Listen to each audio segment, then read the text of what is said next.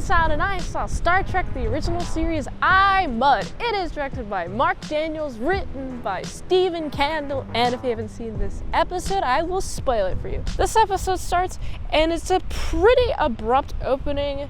We're seeing McCoy talking to Scotty about a guy who's new, and it's interesting because it's like, what is this guy? What's up? He seems a little bit cold, and Scotty's like, whatever, as long as he does the job. This guy turns out to be an android who hijacks the ship, puts like a booby trap in the engineering room or whatever, some sort of booby trap that would allow it so if anyone tried to change the direction that they would go, they'd have to explode.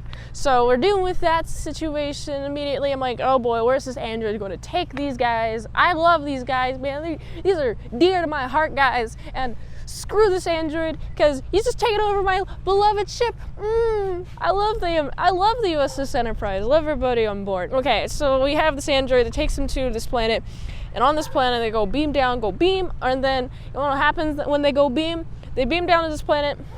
We got Kirk, Chekhov, Uhura. Man, I read in a YouTube comment how to pronounce her frickin' name. Uhura, please tell me if I'm pronouncing it wrong. I suck at pronunciations. Well, anyways, so we have, and other people are on board on this landing party.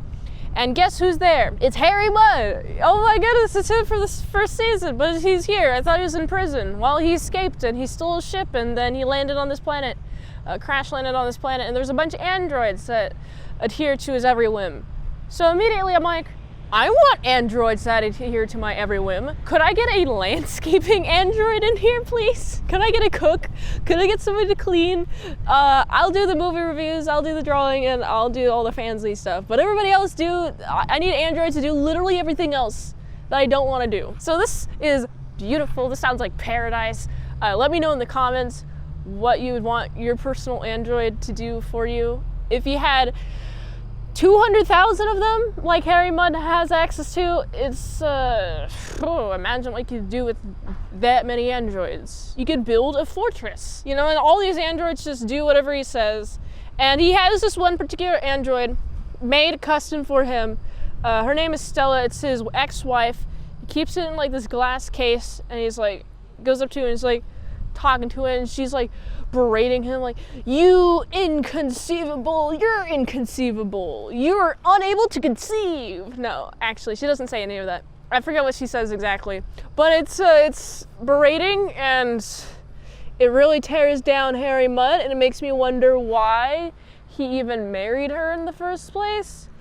But you know, he's like, shut up, and then she stops. And isn't that just the fantasy of every man? Tell a woman to shut up and she does. Harry Mudd is getting all of his fantasies fulfilled. Like, good for you, Harry Mudd. What's the catch though? Why are you bringing Kirk here?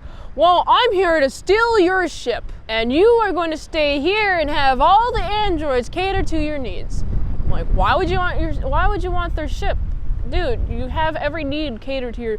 I'm feeling bored. Yeah, of course you're feeling bored. You're not satisfied by anything, Harry Mudd. You just keep on taking and nothing is good enough for you. This is an issue.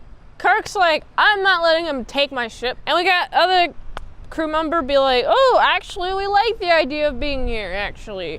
Uhura's like, I want to be forever immortal. I'm like, that's not a good idea, Uhura. Have you thought about what immortality is like? Have you thought about existing forever and then your life has no meaning because you're not going to die? And death is at the end of life sentence? You know, it's the whole thing. It's all poetry. Is the only thing that gives life meaning is the fact that you will die, and therefore you only have a limited amount of time to do stuff before you are gone forever.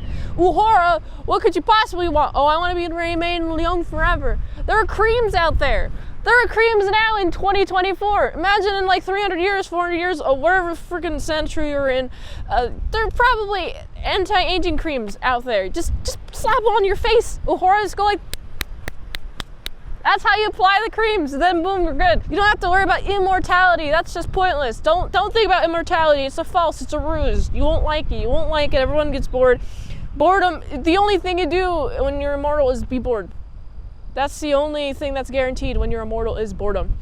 So anyway, we also have Chekhov is like, I want women to do whatever I want. That's a little bit more reasonable. Kirk's like, no, you guys better not think about staying here. We got a plan. We got a big old plan. And here's the plan. So Spock concludes, Spock's here, didn't mention that, but Spock concludes that we have all these androids here, and they're all numbered, and they all, whenever they're dealing with some weird illogical thought or thing that they observe, their little thing lights up on their chest with the number, and they keep responding to a guy named Nomad. And so Spock's like, this is that Nomad guy. He's the guy who controls the central hub of all these androids, because if everyone had an individuality, that would be a wasted resources. And now we have this landing party. They're like, okay, let's go talk to this guy. And it's interesting. I love it. So, you know, I've seen this GIF a lot now, where we have them go like, they go like that. I can't do it. I'm not that dexterous. So anyway, that GIF is from this episode because they're trying to confuse this android. So what's interesting is they're saying contradictory sentences like, I hate you, and then like giving a hug to the person, or like, so just contradictory sentences. I can't think of them off the top of my head at the moment, but you know the ones. They're pretty fun. And this entire scene I enjoyed because it's like, this is so weird. Imagine watching this out of context. And I have seen that GIF out of context, so I thought it was weird. I was like, what context could this possibly be in? That one. It's in this episode. So they've confused Nomad short circuits. All the androids go short circuit. And Harry Mudd has not left yet. But what's amazing is that they can create androids.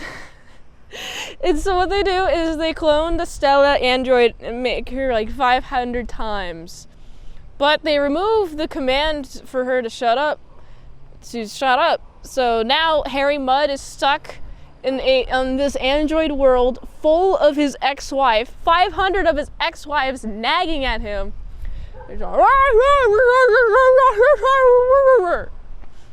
That's how the episode ends. I really like the ending of this episode. I like this episode a lot. This is such a weird scene trying to confuse the androids, but it makes sense, and I like it. I like it a lot. I think this is a good episode.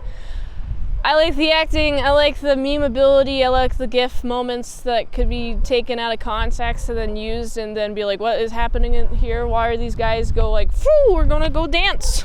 Hey, stand still. And then they just keep on dancing, right? How about you demonstrate standing still? And they keep on dancing. And this short circuits the android. I like this episode. I like seeing the weaknesses of the crew members and Kirk having to deal with that. And he's like, no, we have a mission. We're gonna stay here and we're gonna figure out how to get our ship back. And I like that. I like the resolve on Kirk. Overall, I think Kirk's a great leader, and I think he deserves to be the captain of the USS Enterprise. So I gotta give this episode, it's a solid like 8.4 out of 10.